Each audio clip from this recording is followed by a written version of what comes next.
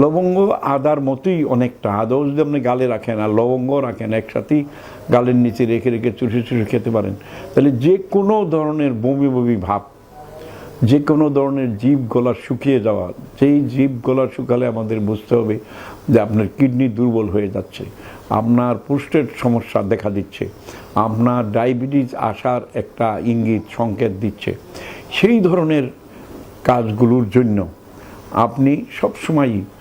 মুখে গালের নিচে হয় নিম পাতা রাখেন, নিম পাতা চিবিয়ে খেতে খেতে ঘুমিয়ে পড়েন, দাঁতগুলো একদম ফ্রেশ থাকবে, জিভগুলো গলাগুলো কোনো রূপ ব্যাকটেরিয়া আপনার মুখের ভিতরে জন্ম হতে পারবে না। আবার যারা দেখবেন যে লবঙ্গ ক্লোভকে তারা দাঁতের রোগের জন্য, মুখের রোগের জন্য, জিভের জন্য, গলার জন্য, ঠোঁটের জন্য, ঠোঁট ফাটার জন্য, গলায় মুখে টিউমারের জন্য ব্যবহার করবেন, তারা সত্যিকারের একটা নিরাপত্তা পাবেন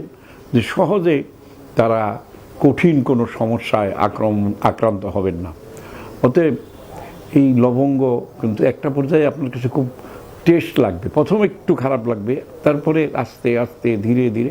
আপনি লবঙ্গের সাথে মিশে যাবেন এবং লবঙ্গ আপনার বন্ধু হবে। লবঙ্গের একটা বিশেষ বিশেষ গুণ আছে, সেটা হলো তার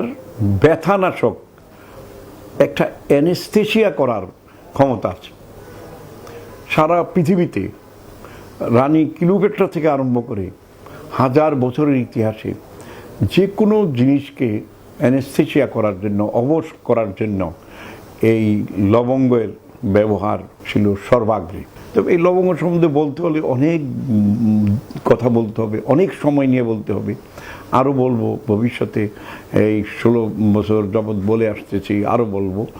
আপনাদের উপকারের জন্য।